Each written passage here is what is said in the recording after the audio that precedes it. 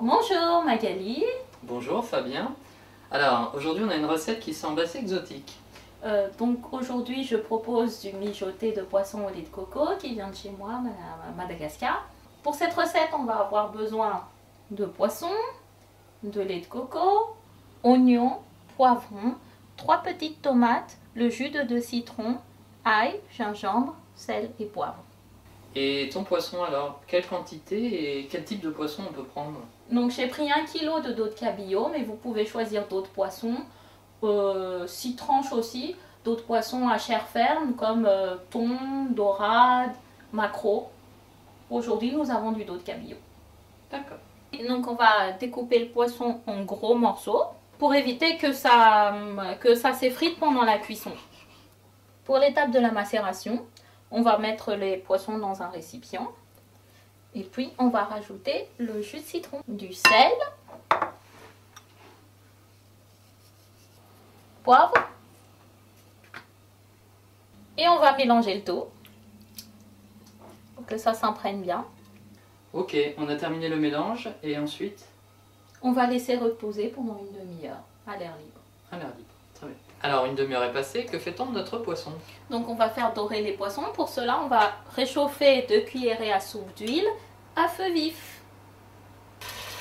Donc on va mettre les poissons à dorer sur le feu en les égoutant bien.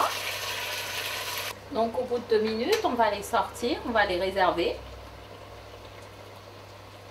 Donc voilà l'intérêt de prendre des poissons à chair ferme et de les découper en gros morceaux pour ne pas qu'ils s'effritent pendant la cuisson. Donc troisième étape, on va s'occuper de la sauce. On va mettre de l'huile à chauffer. Donc on va faire dorer les oignons préalablement émincés.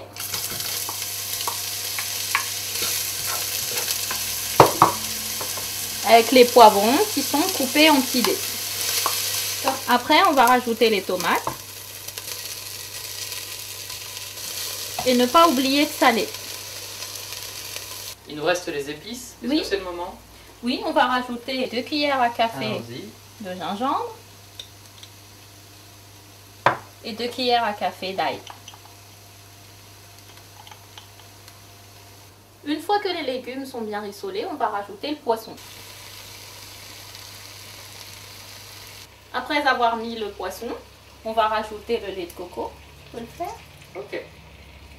Et un peu d'eau. On va laisser cuire à feu moyen pendant 10 minutes. Okay.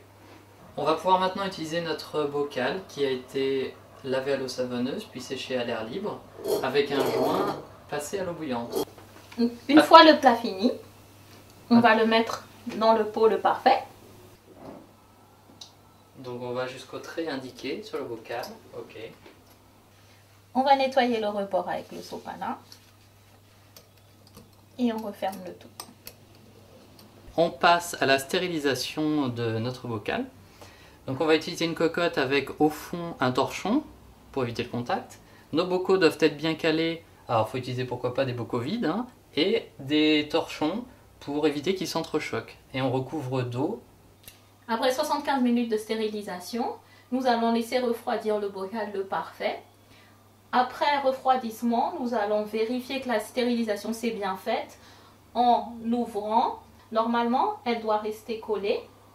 Vous pouvez servir le mijoté de poisson au lait de coco avec du riz, comme tous les Malgaches qui mangent du riz, et avec une petite salade ou un petit hachard de légumes ou un petit hachard tomate, oignon, c'est à votre convenance. Bah, en tout cas, j'ai goûté, c'est très prometteur. Et en plus, c'est simple, c'est accessible à tout le monde aussi. Voilà, bon appétit! Merci.